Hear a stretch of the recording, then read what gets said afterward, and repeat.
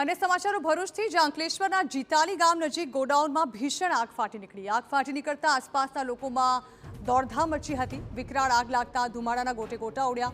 ફાયરની 3 ટીમો ઘટનાસ્થળે પહોંચી અને વિકરાળ આગ પર કાબુ મેળવવાના પ્રયાસ પણ હાથ ધરાયા છે। આગને કારણે ગોડાઉનમાં મૂકેલો સામાન બળીને ખાખ થઈ ગયો છે। આગ લાગવાનું કારણ અકબંધ છે।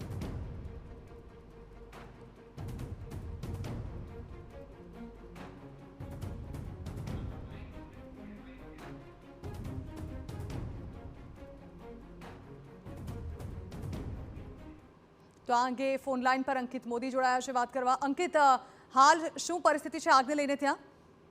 जी हाल આગની ઉપર મહદઅંશે કાબુ મેળવાઈ ગયો છે। જો કે હજુ થોડો સમય કુલિંગ સહિતની પ્રક્રિયાઓ ચાલુ રહી શકે છે।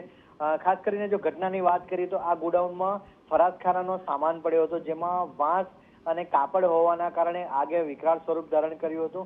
આગ મોટા વિસ્તારમાં ફેલાઈ ગઈ હતી, સાથે સાથે તેના ગોટે ગોટા ઉડતા નજરે પડતા સ્થાનિક લોકોમાં ભય ફેલાયો હતો।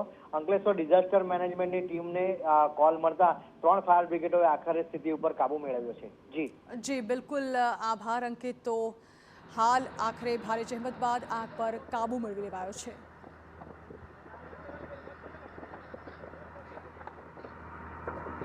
બપોરે 2 વાગે અમારા પર કોલ આવેલ કે ચામુંડા મંડપ માર્ગ કૈયાળી પાછળ જેમાં આગ લાગેલ છે, જે અમારે ઘટના સ્થળે અમારા 3 ફાયર ટેન્ડર આવી રહ્યા છે અને એ અત્યારે આગ પર કાબુ મેળવવાની કોશિશ કરી રહ્યા છે।